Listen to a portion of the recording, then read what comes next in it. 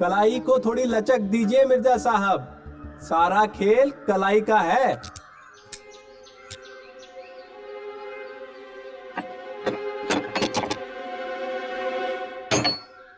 ये अलीगढ़ी ताला है मिर्जा साहब, इतनी आसानी से नहीं खुलेगा। एक बार फिर कोशिश करते हैं। इस बार हाथ को सीधा रखिएगा, जैसे ही तार अटके खींच लीजिए। कलाई को जरा हल्का सा झटका दीजिए मिर्जा साहब, जल्दबाजी नहीं, धीरज रखिए, आराम से। आपके पास वक्त ही वक्त है, यहाँ कोई मालिक आने वाला नहीं है।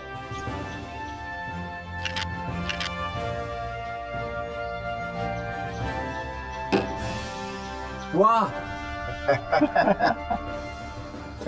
मिर्जा मियां, तो इन बूढ़ी आंखों को इस हवेली में अब यही देखना बाकी रह गया था कि शहर के नामी चोर उचक्के हमारे ही सामने हमारी हवेली में ताले तोड़ेंगे।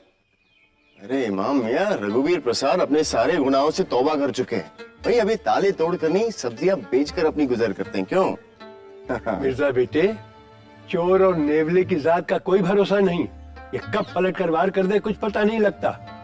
और वैसे ये ताले तोड़ने की नौबत ही क्यों आई? अभी समझाता हूँ इमाम मियां।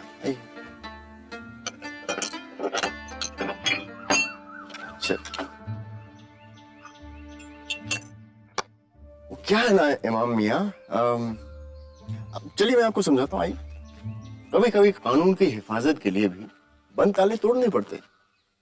ठीक है भाई, आप मालिक मुख्तार हैं, जैसी आपकी मर्जी। लेकिन आइंदा से ऐसे उठाई गिरे इस हवेली में दिखाई नहीं देनी चाहिए। बस। क्या हो गया? कहां से इंदमारी हो गई? आदाब, थोड़ा सा पानी मिलेगा? चुल्लू भर चलेगा? पीने के लिए मांग रहा हूँ, डूबने के लिए नहीं मांग रहा मैं। पीने के लिए मांग रहा। श्याम सिंह भाई, इतनी दूर कहाँ गए थे कि टांगा करके आना पड़ा? नहीं नहीं, आगे नहीं, पीछे देखो। तुम्हारे कुर्ते के नीचे की सिलवटें बता रही है कि तुम बहुत देर के लिए बैठे हुए थे, और बैठ के तो चला नहीं जाता ना। पैरों में धूल का नामो निशान नहीं, और चेहरा कुछ थका हुआ सा लग रहा है। लेकिन इतनी कड़क धूप में भी चेहरा लाल नहीं, मतलब साफ है कि तुम टांगे में बैठ के आए हो। भाई कहाँ गए थे कि गाड़ी करनी पड़ी? हाँ? भाईजान, हैदरपुर से आ रहा हूँ। साहूकार लक्ष्मी नारायण है ना, उन्होंने खुदकुशी कर ली है। बाबा ने बुलाया है आपको। लेकिन खुदकुशी के मामले में मेरा क्या काम आता? खैर इमाम मियां, मैं चलता हूँ, लौट कर बात करेंगे। और इमाम मियां, जरा रात को थोड़ा पनीर बनवाइएगा, काफी दिनों से मन कर रहा है जी। और अपने हाथों को इतनी जहमत क्यों दे रहे, दे दीजिए। जब तक हाथ में रहेगा प्याला शाम सिंह की प्यास नहीं बुझने वाली। अरे अरे आराम से श्याम सिंह, तुम्हारे ही हिस्से का पानी है भाई। थोड़ा सा और मिलेगा, बहुत प्यास लगी। अरे नहीं नहीं, नुक्कड़ के प्याव से पी लेना। चलो अभी। अरे मैं आपके साथ भी नहीं चल सकता, मुझे बाबा के लिए हकीम साहब से दवाई लेनी है। आप जाइए। चलो ठीक है। पानी। जी लाता हूँ।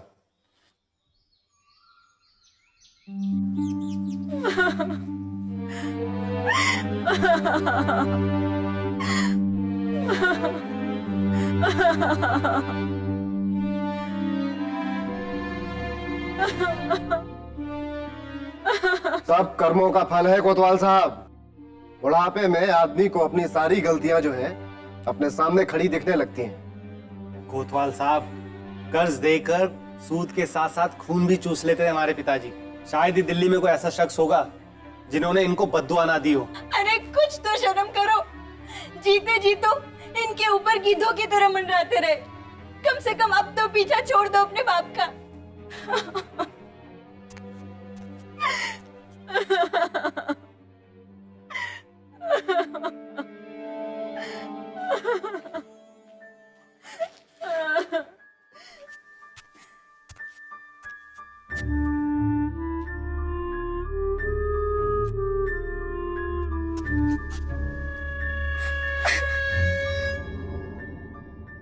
मिर्जा, ये हैं साहूकार की बेवा नर्मदा, उनके दो लड़के महावीर और शंकर, वैद्य लखीराम और वो कृष्णा, इनका नौकर।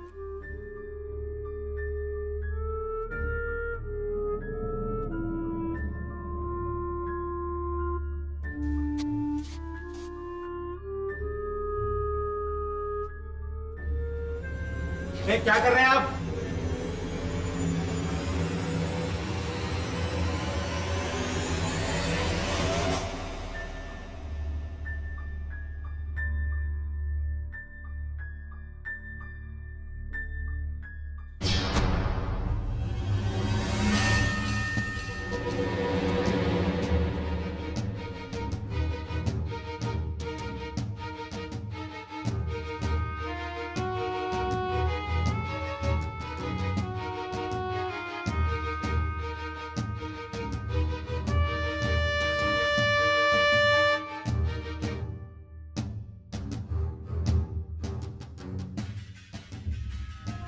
कोतवाल साहब, ये खुदकुशी नहीं है, किसी और ने इनका गला घोटा।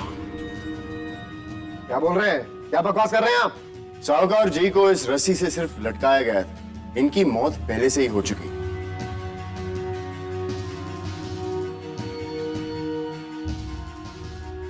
गौर से देखिए, रस्सी के दो अलग अलग निशान, एक छोटा और एक बड़ा। तो ये इंसान भला अपना गला दो बार कैसे घोटेगा?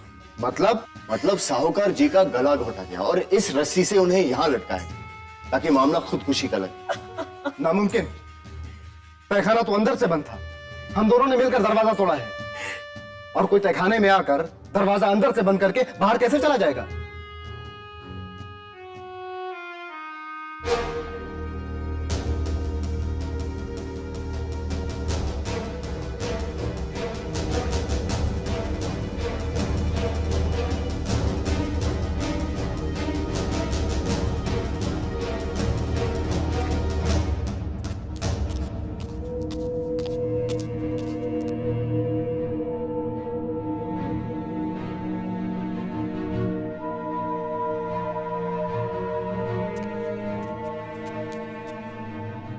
इनके हाथों में अरंडी का तेल लगा हुआ है, लेकिन दरवाजे की कुंडी सूखी, यानी दरवाजा किसी और ने ही बंद किया।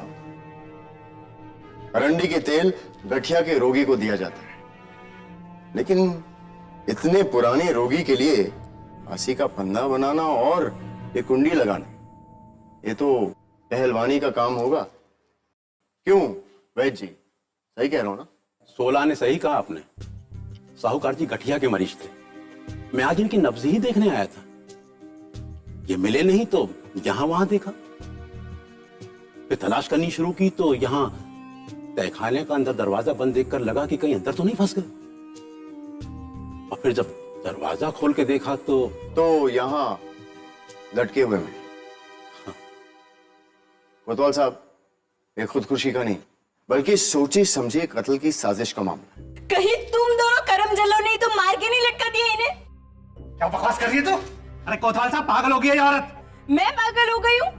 तू और तेरा ये भाई हमेशा उन्हें पैसों के लिए धमकी देते थे, और कल तो इस महावीर ने पैसों के लिए उन्हें जान से मारने की धमकी दी थी। अरे बाप बेटों में कहासुनी तो होती ही रहती है, बात बात में कुछ मुंह से निकल गया होगा।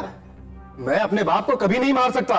भाई, अब तक तो हमने आपके बारे में ऐसा कुछ नहीं कहा। ये है कौन? सिपाही तो लगता नहीं है, फिर यहाँ क्यों चौधरी बना घूम रहा है? जुबान को लगाम दो महावीर। जानते हो कौन है? मिर्जा जान नवाज। ये हमारी मदद के लिए यहां पर आए। वही मिर्जा जानवाज जिन्होंने प्यारी बावली वाला मसला हल किया था। अरे मिर्जा साहब, आपकी तो बहुत चर्चा सुनी है, बदतमीजी के लिए माफी चाहता हूं, मगर आप खुद ही सोचिए ना मिर्जा साहब कि जब तहखाना अंदर से बंद था तो कातिल अंदर ही अंदर कहां भाग गया? जरूर इस डायन ने उस बुड्ढे का दिमाग खराब करके उसको यही लटकवा दिया होगा। भला तुम्हारी माँ अपने पति को क्यों मारेगी? अरे कौन सी माँ, कैसी माँ? कोई माँ वानी है हमारी। हमारे बाप ने एक पियक्कड़ किसान से कर्ज वसूली के चक्कर में उठाया था इस औरत को। बुड्ढे का दिल आ गया और शादी कर ली इस डायन से। जब से ये डायन इस घर में आई ना, अपनी औकात भूल गई। औकात घर और तिजोरी की चाबी लटकाए फिरे आधी महारानी बनी फिरती है। अब बुड्ढे के मरने के बाद तो पूरी महारानी बन जाएगी। हमारे बाप के पैसों पर नजर है इसकी, डायन की। तुम इतनी घटिया मत सोच भी कैसे सकते हो? तुम्हें शर्म नहीं है? बाप की लाश यहाँ पड़ी और तुम मुझ पे अपनी माँ पे इल्जाम लगा रहे हो? कोतवाल साहब, इससे अभी के भी तिजोरी खुलवाइए। मुझे आज के आज और अभी के भी मेरा हिस्सा चाहिए। उसके बाद हमें मेरे भाई को इसकी कतई भी कोई शक्ल नहीं देखनी है। उस तिजोरी से एक फूटी दमड़ी नहीं मिलेगी तुम दोनों को। क्यों नहीं मिलेगी? वो सब साहूकार जी का था और उनके बाद मेरा। आप तिजोरी खोल के दिखा क्यों नहीं देती हैं सेठानी? हो सकता है साहूकार जी ने उसमें कोई सुराग छोड़ा। ठीक है, चलिए मेरे साथ।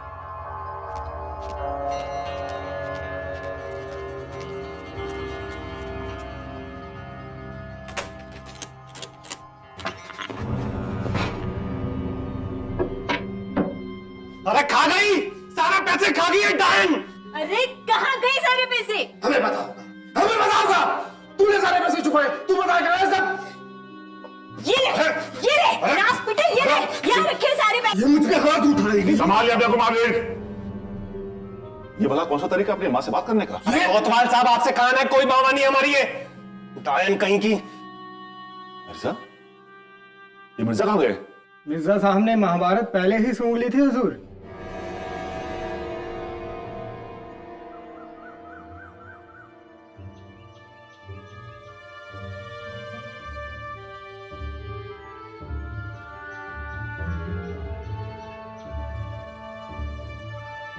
मियाँ भिंडी बन रही है आज, अगर आपकी इजाजत हो तो दरवाजे की बिरयानी भी बना दूं।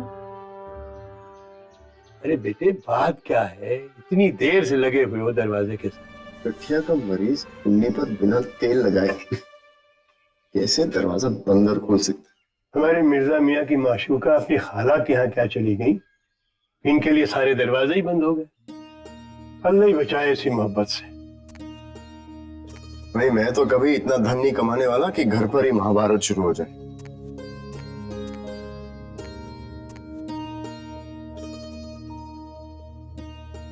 खास तौर पर एक 25 साल की खूबसूरत बीवी और 40-45 के बेटों के बीच। क्या बोले मियाँ, जरा फिर से तो बोलिए। 40-45 साल का बेटा और 25 साल की खूबसूरत बीवी। वाह वाह वाह वाह, माशाल्लाह। अम्मा मियाँ, क्या नेक इरादे हैं आपके। एक बात बताइए मिर्जा साहब जी, उस वक्त किबला आपकी उम्र क्या होगी? यही कोई 70-72। 70-72। अरे मिर्जा बेटे, तुम्हें सेहरा बंधे ये तो मेरी दिली ख्वाहिश है, लेकिन जो इंसान 25-26 साल की उम्र में शादी नहीं कर रहा, वो 70-72 साल की उम्र में दोबारा सेहरा बांधे, यकीन नहीं होता। अम्मा 70 साल का बूढ़ा, गठिया का मरीज, अम्मा ऐसा आदमी अपने हाथ से पानी तो पी नहीं सकता, लेकिन बीवी जवान चाहिए। अरे मिर्जा बेटे, ऐसी बीवी लेकर क्या करोगे जिसे छू भी नहीं सकते? वो कहावत सुनी है कि नहीं? कौन सी? बुढ़े खसम की बीवी जवान, खुली तिजोरी के समान। क्या समझे? खुली तिजोरी जवान बीवी, इमाम मियाँ। भाई आपने तो अनजाने में ही कमाल कर दिया। भाईजान, पूरा मामला सुनने के बाद मेरा तो शक महावीर पर जा रहा है। अब देखिए, उसने अपने बाप को मारने की धमकी भी दी थी, लिहाजा साहूकार की मौत से सबसे ज्यादा फायदा तो उसी को हुआ है। भाईजान, आपको किस पर शक है? श्याम सिंह, तुम नर्मदा देवी पर नजर रखनी शुरू कर दो। नर्मदा देवी? ठीक है भाईजान, कल सुबह से ही शुरुआत कर देता हूं। कल सुबह?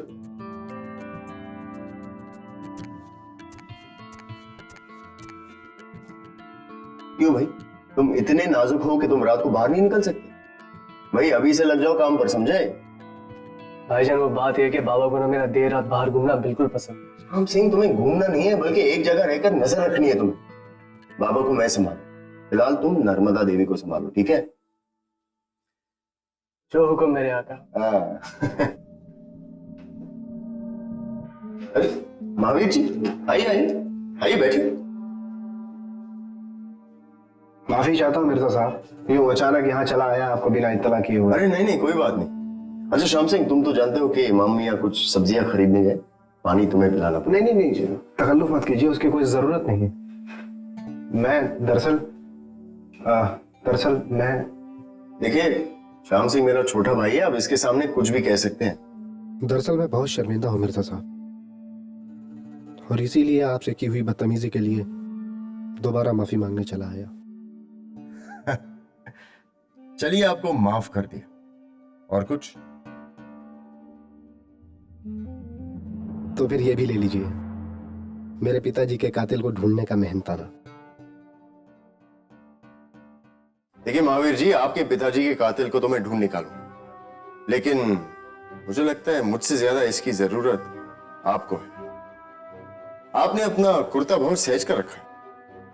आपकी ये अंगूठी पुरानी है जिसकी नग निकल गई है, और ये जूती हाल ही में मोची से होकर आई, और इसके अलावा नहीं, बस मिर्जा साहब, इतना काफी है। दरअसल मैं हमेशा से पिताजी के काम से कुछ अलग करना चाहता था, पर पिताजी से लिया हुआ सारा पैसा डूब गया। उसके बाद तो उन्होंने मुझे रकम के नाम पर फूटी कौड़ी देने से मना कर दिया। मजबूरन मुझे बाहर से कर्जा लेना पड़ा,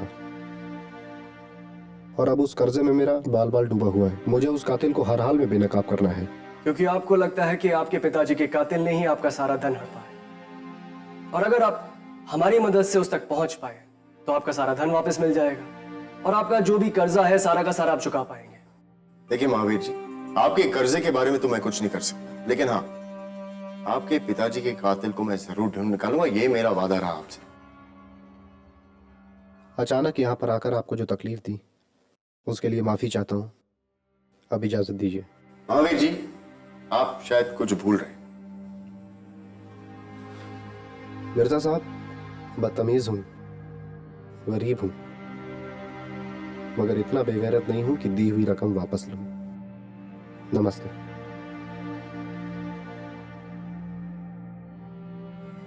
भाईजान, सुबह जो उन्होंने तेवर दिखाए थे, उसके बाद मुझे नहीं लगा था कि ये इतने सज्जन इंसान निकलेंगे। आंखों देखी पर इतनी जल्दी यकीन कर लिया शाम से? किस भेड़ की खाल में भेड़िया छुपा है, ये फैसला जरा आराम से। महावीर अभी भी शक के दायरे से बाहर नहीं।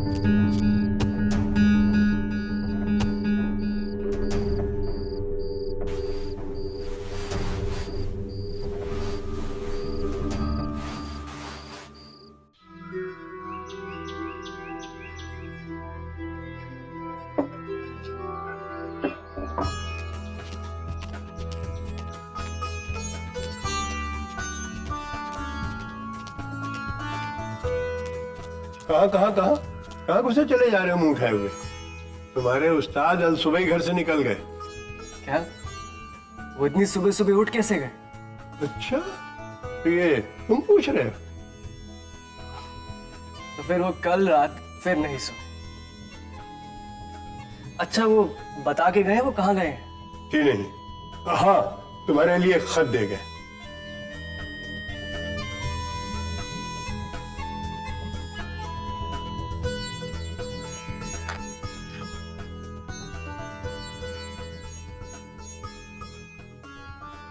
आजा। अली, साहूकार को मारन वाला को कमी थोड़ी रहा है।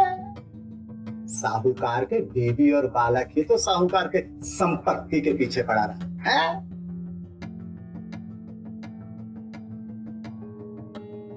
जी शुक्रिया।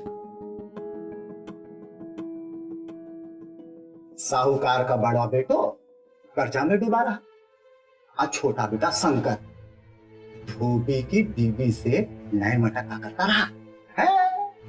साहेब, इससे ज्यादा और कुछ नहीं जानो। हाँ, पर इतना जरूर है, साहूकार ससुरा बड़ा निर्लज आदमी रहा है। और एक बात कहें साहेब, लंगोट का भी साहूकार बड़ा कच्चा था। बेटी की उम्र जैसी लड़की से ब्याह किया, उसके बाद भी 10 जगह मुंह मारता रहा। क्या मतलब?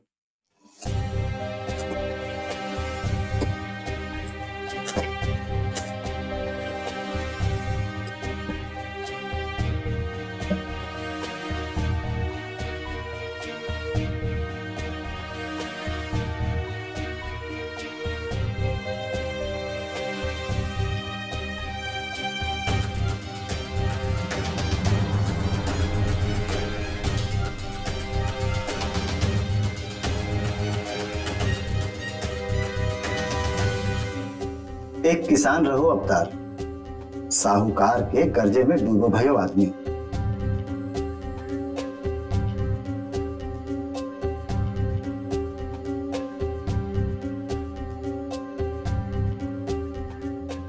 एक दिना साहूकार ने अवतार को चोरी के झूठे मामले में फंसाई दियो।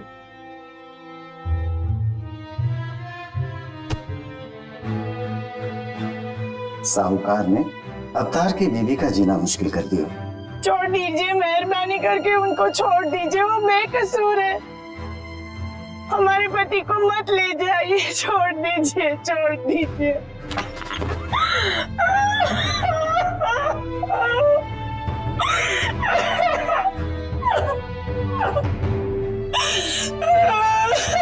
जब अवतार वापस आयो, तब तक बेचारी शारदा सह न पाई।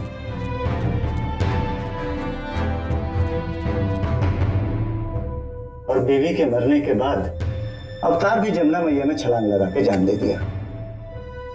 और हमें तो लगता है ना साहेब कि अवतार का आत्मा ही साहूकार को फांसी में लटकवा दिया। पापी को उसकी सजा मिल गई। सब कर्म का फल है माइका।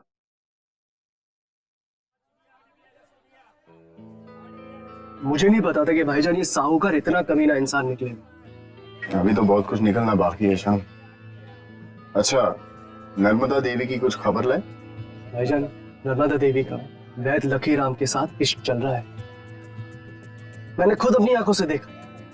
वो छुप कर कल रात को उसके कमरे में घुसा था और सुबह सुबह मुंह अंधेरे वहां से निकल गया। और उसके बाद साहूकार के धोबी, मश्क वाले और जमींदार ने मेरे बिना पूछे मुझे सबसे पहले यही बात बताई। भाईजान, कहीं ऐसा तो नहीं कि नर्मदा देवी और वैद ने मिलकर ही साहूकार साहब? नहीं श्याम, अगर वैद साहूकार को मारना ही चाहता था तो इतनी मेहनत करने की जरूरत नहीं थी। ये वैद के लिए तो बहुत ही आसान काम है। हल्का सा जहर दवा में मिलाना कोई मुश्किल नहीं। बल्कि वैद ये चाहता होगा कि साहूकार का गठिया ठीक ना हो। नहीं तो वो अरंडी के तेल में थोड़ा लहसुन मिलवाकर उनकी मालिश करवाता और 2-4 महीने में वो चलने फिरने लगते। बल्कि वो चाहता होगा कि साहूकार अपाहिज ही रहे। क्यों? ताकि वो उसकी बीवी के साथ रंगरलियां बना सके। मिर्जा साहब, मिर्जा साहब, लो आ गया बुलावा कोतवाली से। मिर्जा साहब, कोतवाली साहब ने आप दोनों को बुलवाया है। चलो।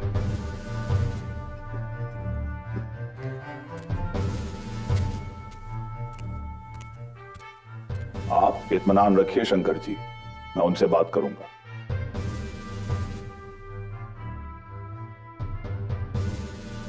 शंकर जी का कहना है कि कल रात श्याम सिंह उनके घर के बाहर नजर रखे हुए थे। आपसे किसने कहा था इनके घर की जासूसी करने के लिए? कोतवाल साहब, पिताजी की मृत्यु के बाद पहले ही हमारे परिवार की काफी थू-थू हो चुकी है। अब इस तफ्तीश को आगे बढ़ाकर हमें अपने परिवार का और मजाक नहीं उड़ाना। हमने अपने पिताजी का अंतिम संस्कार कर दिया। अब आपसे विनती है, कृपा करके आप और आपके ये परिंदे अपनी उड़ान इसी वक्त रोक दें, बड़ी मेहरबानी होगी। जैसा आप कहें शंकर जी।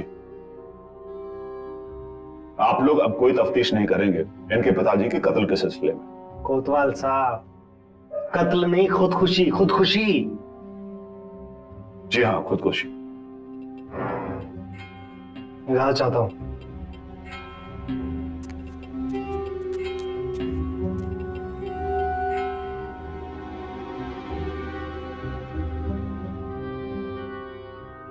जासूसी करनी आती नहीं, बने फिरते हो 30 मार खा। इस चुगत ने भी तुम्हें पकड़ लिया। आज से साहूकार की तफ्तीश बंद। वो हम अलार्म खा चुके, जाओ घर पर आराम करो। हाँ, लेकिन ये खुदकुशी नहीं, ये तो कत्ल है, ये तो आप भी जानते हैं। मिर्जा बेटे, मरने वाले के घर वाले अगर ये तफ्तीश आगे नहीं बढ़ाना चाहते तो मैं क्या कर सकता हूं? नहीं नहीं, करो पूरी सिलसिला, बहुत हो चुका। पापा, लेकिन आपने भी उन गधों को धन के लिए लड़ते हुए देखा। अब वो आपको बताएंगे कि क्या करना है, वो आपको बताएंगे कि कानून क्या है।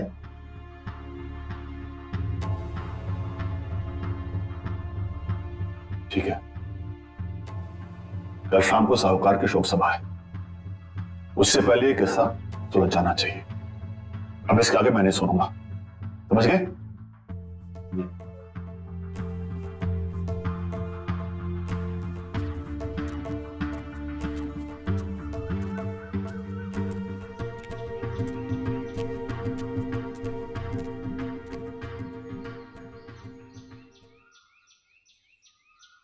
क्या सोच रहे हैं भाईजान?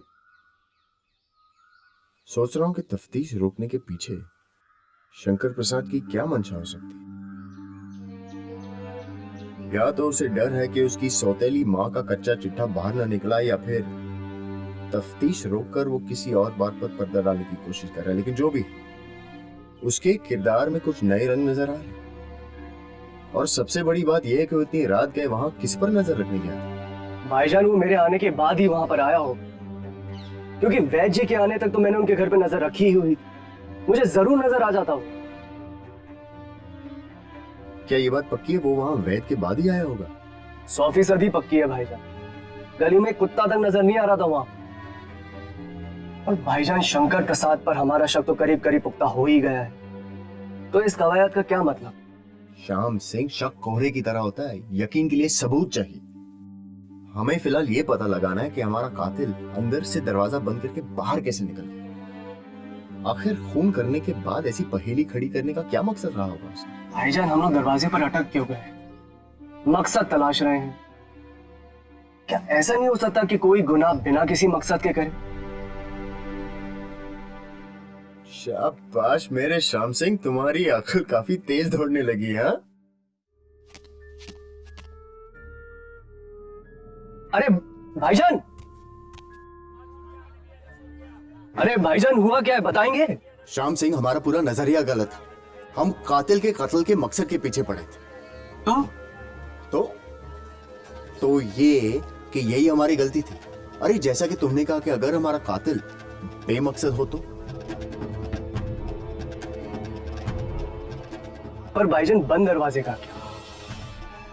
कातिल दरवाजा अंदर से बंद करके बाहर निकल कैसे गया? भाईजान ये तो वैसे ही हुआ जैसे कोई जादू। जादू? अरे फिर चल दिए भाईजान। भाई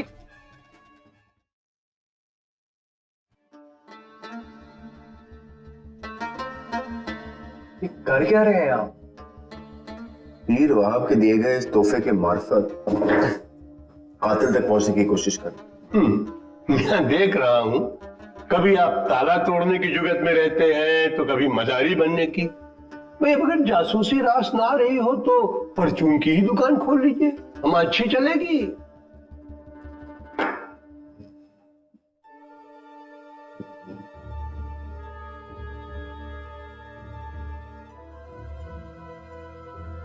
भाईजान इस जादू टोने को छोड़िए अब और कातिल पर ध्यान दीजिए। पूरा दिन निकल गया, पिताजी की दी हुई मियाद भी खत्म होने वाली है। राम सिंह, यही तो मैं कर रहा हूं। अरे ये दोनों पहेलियां एक सी।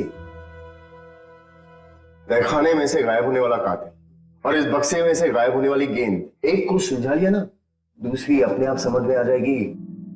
बेटे, रात रात भर जागते रहते हो तो भला अक्ल के घोड़े कैसे दौड़ेंगे? मैं भी तुम्हारे लिए शिकंजी बना देता हूँ कि तरोताजा हो जाओ, फिर दौड़ाओ अपने अकल के घोड़े जितनी मर्जी हो। क्यों भाई श्याम? क्या बात है इमाम चाचा, आज तो आपकी मिजाज बहुत खुशनुमा लग रहे हैं। हाँ? चलिए मैं भी पीऊंगा। हाँ क्यों नहीं, तुम भी पीना। श्याम बेटे जी, शिकंजी तो हमारे मरहूम अब्बा हुजूर बनाया करते थे। हाय हाय हाय, क्या लाजवाब शिकंजी बनती थी। पीकर पूरा जिस्म तरोताजा हो जाया करता था।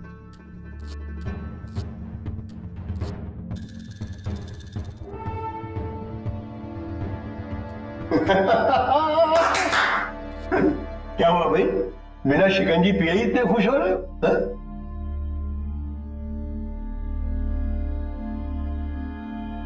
आप दोनों एक जादू देखना चाहेंगे? जादू? जी हाँ, जादू।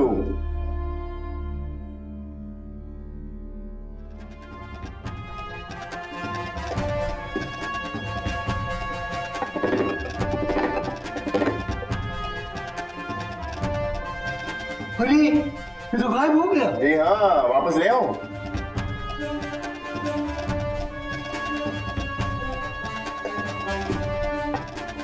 अरे अरे ये तो बिल्कुल कमाल हो गया। ये वापस कैसे आ गया भाई? भाईजान, इस जादू टोने से आपका मन भर गया तो थोड़ी सी तफ्तीश कर ले हम।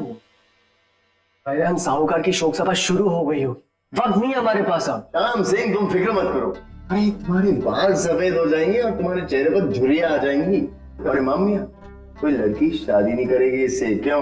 अरे ऐसा क्यों कहते हो मिर्जा बेटे? अपने श्याम के लिए मैं बढ़िया सी लड़की ढूंढूंगा। मुझे शादी करनी भी नहीं है।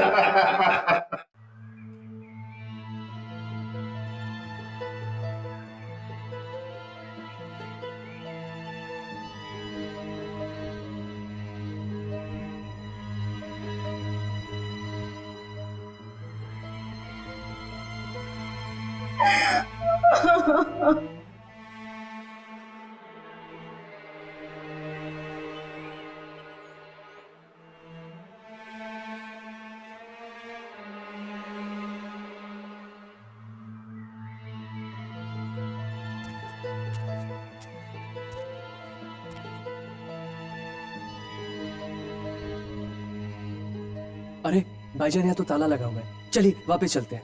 श्याम सिंह, तुम नजर रखो बस। भाईजान क्या कर रहे हैं आप? पिताजी ने देख लिया ना, मार डालेंगे मुझे वो। क्या फर्क पड़ता है श्याम सिंह, वैसे भी तुम्हें शादी वादी तो करनी नहीं। इतने बड़े साहूकार के घर में नकली अलीगढ़ी ताला, लानत है।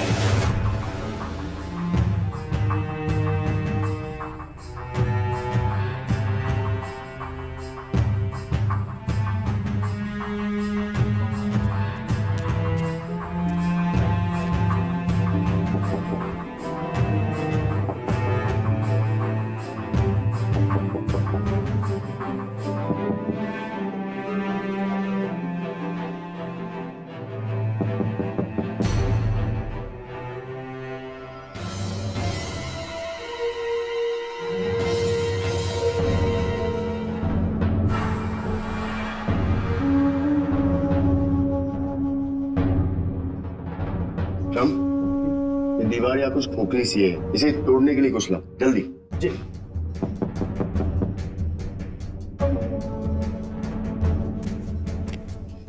ये लीजिए। एक और पड़ा है, लेकर आओ। ला।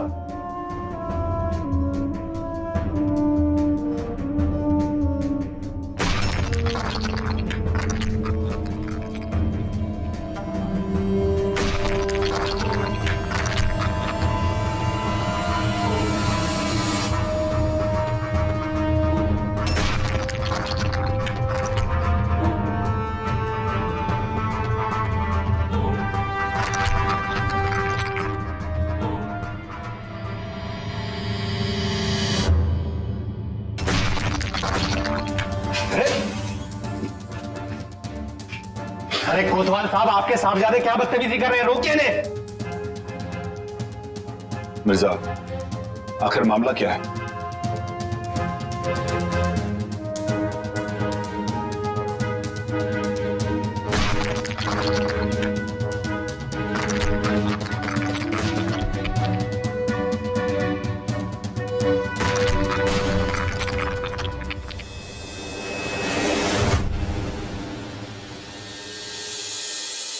तो अवतार किसान का शरीर है।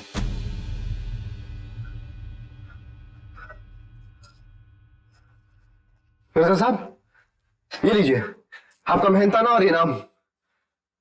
मिर्जा, आखिर किस्सा है क्या? खुलासा करोगे? कोतवाल साहब, मेरा पहला शक नर्मदा देवी पर था। आखिर इनका चक्कर जो चल रहा था वैद्य जी के साथ, मगर ये खुद परेशानी में थी, पेट से थी।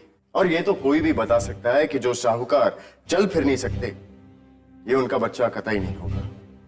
लखी राम, आप इतने बड़े बेवकूफ निकलेंगे ये मैंने सोचा भी नहीं था। बाबा बेवकूफ नहीं है ये, बहुत बड़े धूर्त है। वैद्य जी तो शंकर प्रसाद के साथ मिले हुए, और जब शाम ने मुझे बताया कि शंकर वैद्य जी के आने तक वहां नहीं पहुंचा, तब मुझे इन दोनों की मिलीभगत पर शक हो, और कोतवाली से दबे पांव मैंने शंकर का पीछा किया और पहुंचा वैद्य जी के, और वहां कहानी का एक नया पहलू नजर आया। अरे इतनी सी बात आप पता नहीं कर पाए। ये बेटा, मेरा यकीन मानो, पैसे उसने नहीं चुराए। अरे वो तो बेचारी खुद परेशान है। अरे धन्य है आप वैद्य जी, मैंने आपको उसे फंसाने के लिए कहा था, खुद फंसने के लिए नहीं कहा था। अरे गला फाड़ के काहे चिल्ला रहे हो? धीरे धीरे बोलो, दीवारों के भी कान होते हैं। देखो, तुम्हारे कहने पर उसे गर्भवती कर दिया है। अब तुम जब चाहो उसे संपत्ति से बेदखल कर सकते। अरे क्या खाक बेदखल कर सकते हैं? उसने छोड़ा क्या हमारे लिए? महावीर से साहूकार के ताल्लुकात वैसे ही अच्छे नहीं थे, तो सारी संपत्ति शंकर को ही मिल जाती। मगर साहूकार के मरने से उनका सारा खेल चौपट हो गया, और जब शंकर के कहने पर वैद्य जी नर्मदा देवी से मिलने गए, तो श्याम सिंह ने उन्हें देख लिया, और शंकर की नजर श्याम सिंह पर पड़ी। वैद्य जी के साथ शंकर की मिलीभगत सामने ना आए, इस डर से उसने तफ्तीश बंद करवाने की कोशिश की। पहले ही हमारे परिवार की काफी थू-थू हो चुकी है, अब इस तफ्तीश को आगे बढ़ाकर हमें अपने परिवार का और मजाक नहीं उड़ाना है। और गर्भवती नर्मदा को वो कभी भी बेदखल कर सकता था। मिर्जा, इतने सारे कमीनों के बीच मुझे इस बेचारे महावीर पे तरस आता है। अपना तरस बचाकर रखिए कोतवाल साहब, क्योंकि ये महावीर कुछ कम नहीं। अपने बाप से सूद पर अशरफिया उधार ली थी। साहूकार इतना गिरव आदमी था कि अपने ही बेटे को सूद पे अशरफिया देता था। जो हमने भुगता है, आप क्या समझे? महावीर, तुम भी कोई दूध के धुले हुए नहीं हो भाई। अपने बाप के मरते ही तुमने वही खाते चुराकर उसे दफनाने की कोशिश की, ताकि तुम्हें उधार ना चुकाना पड़े। हाँ, लेकिन यह जरूर कह सकते कि इन तीनों के मुकाबले तुम सबसे छोटे कमीने हो। लेकिन अगर तरस ही खाना है तो इस बेचारे किसान अवतार पर खाइए, जो साहूकार के हाथ पड़कर एक बेबस हथियारा बनने पर मजबूर हो गए। अवतार के पास जीने का सिर्फ एक ही मकसद बचा था, साहूकार की मौत। मैं साहूकार को नहीं छोड़ूंगा। शारदा, मैं तुम्हारे खून का बदला लूंगा शारदा। और तभी से अवतार ने साहूकार और उसकी हवेली पर नजर रखनी शुरू कर दी।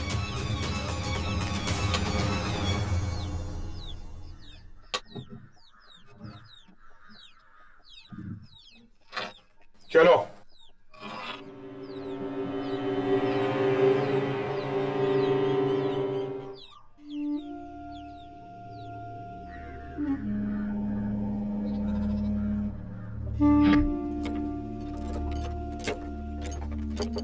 धीरे धीरे अवतार साहूकार की हवेली के चप्पे चप्पे से वाकिफ हो गए।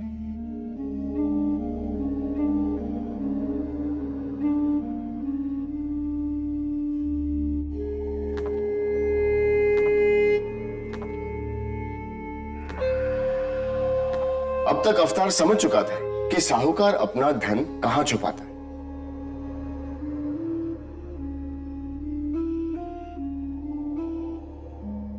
तिजोरी तो सिर्फ लोगों का ध्यान बटाने के लिए थी। साहूकार अपना सारा धन अपने तहखाने की नकली दीवार के पीछे छिपाता था।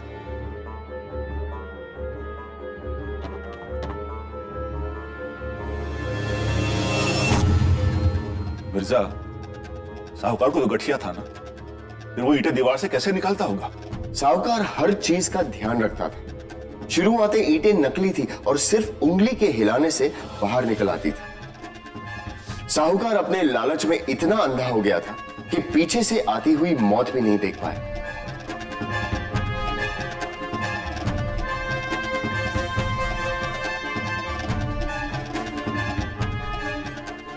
तो पहले साहूकार को मारकर उसने अपना बदला पूरा किया और उसके बाद अपनी बीवी का।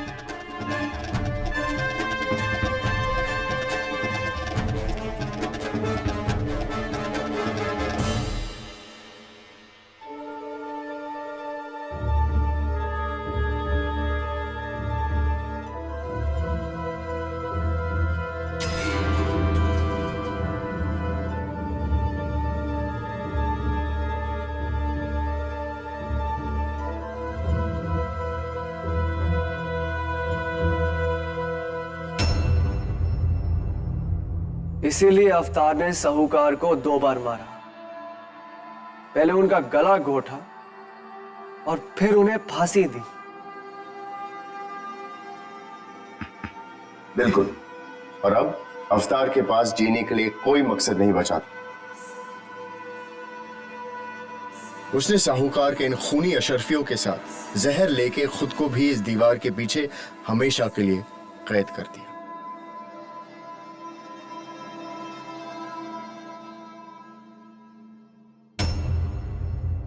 ताकि लोगों के बद्दुआओं से इकट्ठा की हुई इस दौलत को कोई भी इस्तेमाल न कर पाए। साहूकार ने जिंदगी भर लोगों का खून चूसकर ये धन इकट्ठा किया और इसी धन के पीछे तुम लोग एक दूसरे के खून के प्यासे हो गए और इस गरीब किसान ने अपनी जान देकर जो सबक तुम लोगों को सिखाया, उम्मीद करता तुम लोग इसे भूलोगे नहीं।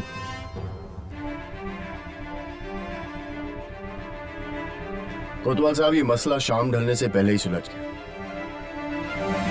आदाब।